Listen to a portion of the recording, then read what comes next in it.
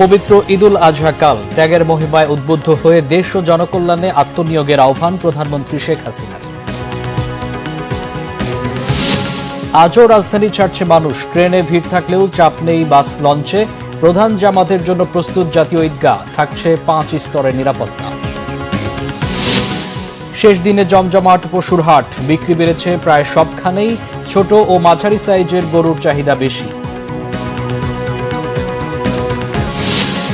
সার্বভৌমত্বে আঘাত এলেও সোচ্চার নয় সরকার, অভিযোগ মির্জা ফখরুলের।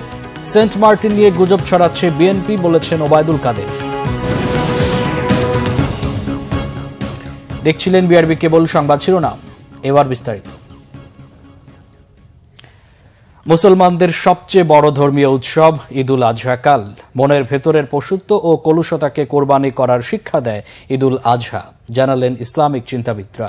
এদিকে ঈদের দিন রাজধানী ও দেশের অন্যান্য বিভাগে বৃষ্টির পূর্বাভাস দিয়েছে আবহাওয়া অফিস। এস এম ফয়েজের রিপোর্ট।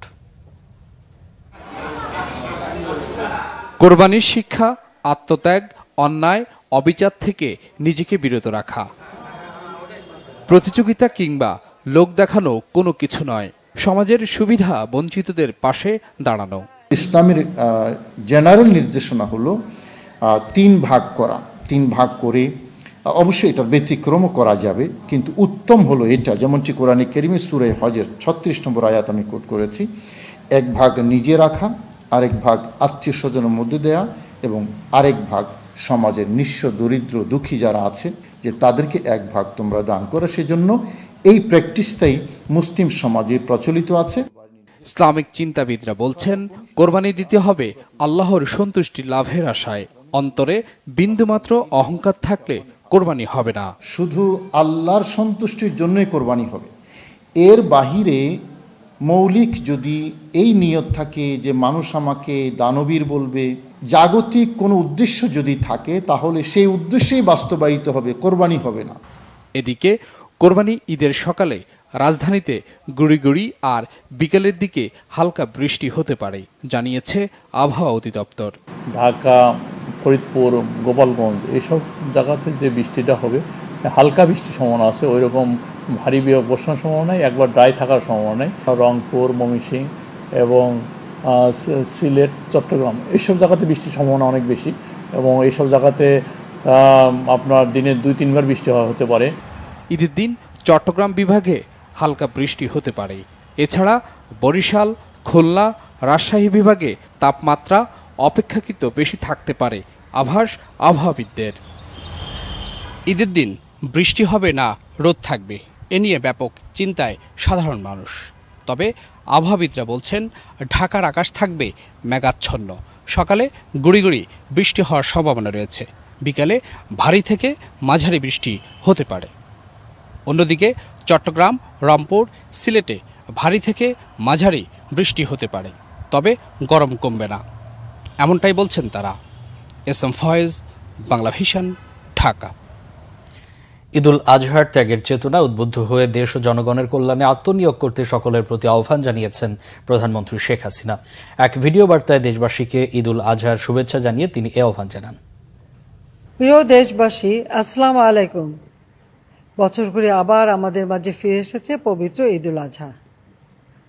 আপনাদের ঈদুল আজহার শুভেচ্ছা জানাচ্ছি। ঈদ মোবারক।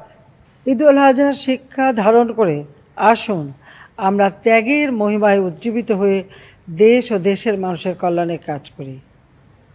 পবিত্র ঈদুল আজহা আমাদের সকলের জীবনে বয়ে আনুক অনাবিল আনন্দ, সুখ, শান্তি ও স্বাচ্ছন্দ্য। সবাই ভালো থাকুন, সুস্থ থাকুন, নিরাপদ থাকুন। ঈদ মোবারক।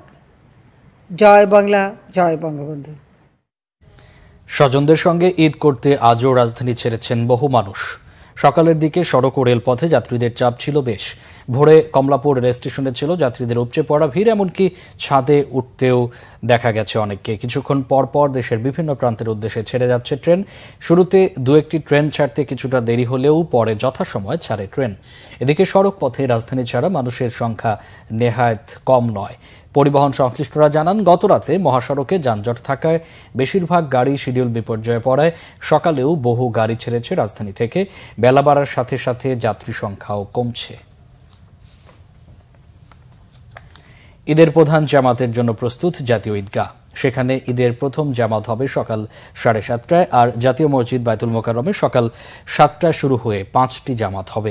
প্রতিবারের মতো এবারও রাষ্ট্রপতি, প্রধান বিচারপতি, মন্ত্রী, আমলাসহ বিভিন্ন শ্রেণী পেশার মানুষের ঈদ জামাত আদায় করবেন জাতীয় ঈদগাহে। 5 স্তর নিরাপত্তা ব্যবস্থা নেওয়া হয়েছে। সেখানে জায়নামাজ ছাড়া দাহ্য জাতীয় কোনো কিছু সঙ্গে না আনতে মুসল্লিদের অনুরোধ জানিয়েছেন Dhaka metropolitan police commissioner Habibur Rahman. হাজারখানেক পুলিশ সদস্য শুধু জাতীয় ঈদগাহ কেন্দ্রিক নিরাপত্তার দায়িত্বে থাকবেন। গোয়েন্দা নজরদারির পাশাপাশি সিসি ক্যামেরায় নজরদারি থাকবে। র্যাবের পক্ষ থেকেও ঈদগাহ ময়দান পরিদর্শন করা হয়।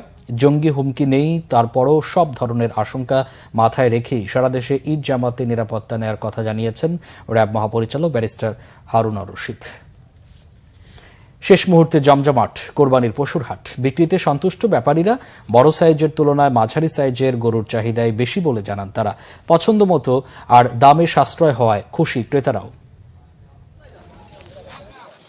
রাত পোহালেই মুসলমানদের ত্যাগের উৎসব ঈদুল আজহা। যারা এখনও পছন্দের কোরবানির পশুটি কেনেননি, সন্ধ্যার পর থেকে তারাই এসেছেন পশুর হাটে। তবে গত কয়েকদিনের তুলনায় তা একেবারেই কম। দামের দিকে না তাকিয়ে মহান রবের সন্তুষ্টির কথা চিন্তা করে নিজের সেরাটাই কিনছেন ক্রেতারা। 1,05,000 1,05,000 টাকা দিয়ে কিনছি। আমি কিনে সন্তুষ্ট। গতকালকের চেয়ে আজকের দাম বেশি সবাই বলতেছে, বুঝছেন? তো যাই হোক, আলহামদুলিল্লাহ যা পাইছি গরুর দাম আমাদের রেঞ্জের ভিতরেই আছে। তবে শেষ মুহূর্তে ব্যাপারীদের প্রতিক্রিয়া ছিল মিশ্র। বেশিরভাগই সন্তুষ্টির কথা জানালেও কেউ কেউ বলছেন শেষ মুহূর্তে কম মুনাফায় ছেড়ে দিচ্ছেন কোরবানির পশু। এটা 2 লাখ চাইছি, 1.5 লাখ বলছে। এখনো মোটামুটি দাম বেচার মতো দাম হয়নি। বাজার ভালো না বেশি একটা ভাই, বেচে কিনি তো নাই, কাস্টমার কম, দাম কম কয়। আজকে আপনার দুপুরে গরুর বাজারের অবস্থা ভালো ছিল, এখন একটু মন্দা। এদিকে হাট কর্তৃপক্ষ বলছেন গতবারের চেয়ে এবার গরু ছাগলের বিক্রি বেড়েছে। রাতের মধ্যেই সব গরু বিক্রি শেষ হবে বলে আশা তাদের। এই হাটের প্রত্যাশা হচ্ছে আমরা গতবারের চেয়ে এবার হাটে ভালো করেছি, এটা একটা বিষয়। আর হচ্ছে যে 8 থেকে 9 হাজার গরু ইনশাল্লাহ আমাদের হাট থেকে গেছে ইনশাল্লাহ। আর বাকি যে 300-400 গরু আছে, এটা ইনশাল্লাহ 2টার মধ্যে ইনশাল্লাহ পরিষ্কার হয়ে যাবে, ইনশাল্লাহ বিক্রি হয়ে যাবে। এবার রাজধানীতে উত্তর ও দক্ষিণ সিটি মিলে মোট 20টি পশুর হাট বসেছিল। মামুন আব্দুল্লাহ, বাংলা ভিশন, ঢাকা। বিএনপি মহাসচিব মির্জা ফখরুল ইসলাম আলমগীর বলেছেন, দেশের সার্বভৌমত্বের উপর আঘাত আসছে আর সরকার শুধু দেখছে। আন্তর্জাতিক সম্প্রদায়ের কাছে এই মেসেজটি দেবার জন্য তাদের কোনো স্টেটমেন্ট পর্যন্ত নেই। মিয়ানমার ইস্যুতে সরকারের ভূমিকার সমালোচনা করে অবিলম্বে তাদের পদত্যাগ দাবি করেন বিএনপি মহাসচিব। মির্জা ফখরুল আরও বলেন, জনগণের ম্যান্ডেট ছাড়া এই সরকার বিদেশি সাহায্যের উপরই টিকে আছে, তাই তাদের পক্ষে সোচ্চার ভূমিকা আশা করা যায় না। দুপুরে ঠাকুরগাঁয়ের তাঁতিপাড়ার নিজ বাসভবনে সাংবাদিকদের সঙ্গে মত বিনিময়কালে তিনি এসব কথা বলেন। মির্জা ফখরুল বলেন, পশুর হাটে মানুষের ভিড় নেই, দ্রব্যমূল্য মানুষের নাগালের বাইরে। কারণ এই সরকার দেশের সম্পদ লুট করে বাইরে পাচার করে দিয়েছে। ব্যাংক ও দেশের রিজার্ভ প্রায় শূন্য। আমলাদের ব্যবহার করে নিজেরা ফায়দা নিয়ে আওয়ামী লীগ এখন সব দোষ তাদের ঘাড়েই চাপিয়ে বাঁচার চেষ্টা করছে বলেও মন্তব্য তার। আওয়ামী লীগ সাধারণ সম্পাদক ওবায়দুল কাদের বলেছেন, সেন্ট মার্টিন ইস্যুতে গুজব ছড়াচ্ছে বিএনপি জামাত। এ নিয়ে মির্জা ফখরুল ইসলাম আলমগীরের বক্তব্য দায়িত্বজ্ঞানহীন। ধানমন্ডিতে আওয়ামী লীগ সভাপতির রাজনৈতিক কার্যালয়ে এক ব্রিফিংয়ে তিনি বলেন, বাংলাদেশ মিয়ানমার সীমান্তে কঠোর নজরদারির পাশাপাশি সেনাবাহিনী সহ দায়িত্বপ্রাপ্তরা সতর্ক অবস্থানে রয়েছে। ওবায়দুল কাদের বলেন, গায়ে পড়ে কারোর সাথে যুদ্ধে যেতে চান না, তবে আলোচনার দরজা খোলা রয়েছে বলে জানান আওয়ামী লীগ সাধারণ সম্পাদক। এক প্রশ্নের জবাবে তিনি বলেন, সরকার বিরোধী আন্দোলনে ব্যর্থতা থেকেই বিএনপির কমিটি গণবিলুপ্তি, এর দায় তারেক রহমান এড়াতে পারে না। বিএনপিতে অভ্যন্তরীণ গণতন্ত্রের চর্চা না থাকায় লন্ডন থেকে পদায়ন হচ্ছে বলেও তিনি মন্তব্য করেন। ঈদযাত্রায় পদ্মা সেতুতে এবার 5 কোটি এবং বঙ্গবন্ধু সেতুতে 4 কোটি টাকা টোল আদায় হয়েছে বলেও জানান ওবায়দুল কাদের। এদিকে আইএসপিআর এর প্রেস বিজ্ঞপ্তিতে জানানো হয়েছে, মিয়ানমারের চলমান অভ্যন্তরীণ সংঘর্ষ সেন্ট মার্টিনস এর নিকটবর্তী হওয়ায় ওই সংঘর্ষকে কেন্দ্র করে সোশ্যাল মিডিয়ায় বিভিন্ন স্বার্থান্বেষী মহল গুজব ছড়াচ্ছে। এই ধরনের গুজবে বিভ্রান্ত না হওয়ার জন্য সবাইকে অনুরোধ জানানো হয়েছে। আইএসপিআর জানিয়েছে, মিয়ানমারে চলমান অভ্যন্তরীণ সংঘর্ষের পরিপ্রেক্ষিতে মিয়ানমার সামরিক বাহিনী রাখাইন রাজ্যে আরাকান আর্মির বিরুদ্ধে যৌথ অপারেশনস পরিচালনা করছে। এই সংঘর্ষের কারণে নাফ নদী এবং নদী সংলগ্ন মোহনায় এলাকায় বাংলাদেশি বোটের উপর অনাকাঙ্ক্ষিত গুলিবর্ষণের ঘটনা ঘটছে। বর্তমানে মিয়ানমার নৌবাহিনীর একাধিক যুদ্ধ জাহাজ দেশটির সীমান্তে ওই অপারেশনস পরিচালনা করছে। সেন্ট মার্টিনসের অদূরে মিয়ানমারের সমুদ্র সীমায় সে দেশের নৌবাহিনীর অবস্থানের বিষয়টি বাংলাদেশ নৌবাহিনীকে অবহিত করছে। সেন্ট মার্টিনস দ্বীপের সন্নিকটে বাংলাদেশ নৌবাহিনী ও কোস্টগার্ডের একাধিক জাহাজ মিয়ানমারের জাহাজের গতিবিধি পর্যবেক্ষণ সহ বাংলাদেশের সমুদ্র সীমা থেকে নিয়মিত টহল পরিচালনা করছে।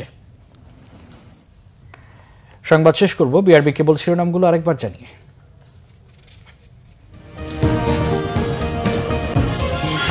পবিত্র ঈদুল আজহা কাল ত্যাগের মহিমায় উদ্বুদ্ধ হয়ে দেশ ও জনকল্যাণে আত্মনিয়োগের আহ্বান প্রধানমন্ত্রী শেখ হাসিনা। আজও রাজধানী ছাড়ছে মানুষ, ট্রেনে ভিড় থাকলেও চাপ নেই বাস লঞ্চে। প্রধান জামাতের জন্য প্রস্তুত জাতীয় ঈদগাহ, থাকছে 5 স্তরের নিরাপত্তা। শেষ দিনে জমজমাট পশুর হাট, বিক্রি বেড়েছে প্রায় সবখানেই। ছোট ও মাঝারি সাইজের গরুর চাহিদা বেশি। সার্বভৌমত্বে আঘাত দিলেও সোচ্চার নয় সরকার, অভিযোগ মির্জা ফখরুলের। সেন্ট মার্টিন নিয়ে গুজব ছড়াচ্ছে বিএনপি, বলেছেন ওবায়দুল কাদের। এই ছিল এখনকার মতো। পরে সংবাদ রাত 1টায় দেখার আমন্ত্রণ রইল। এছাড়া বাংলা ভিশন সংবাদ ও সংবাদ সংশ্লিষ্ট অনুষ্ঠান দেখতে ভিজিট করুন www.bpnews24.com ও facebook.com/banglavisionnews এবং সাবস্ক্রাইব করুন youtube.com/banglavisionnews। এতক্ষণ সাথে থাকে অসংখ্য ধন্যবাদ।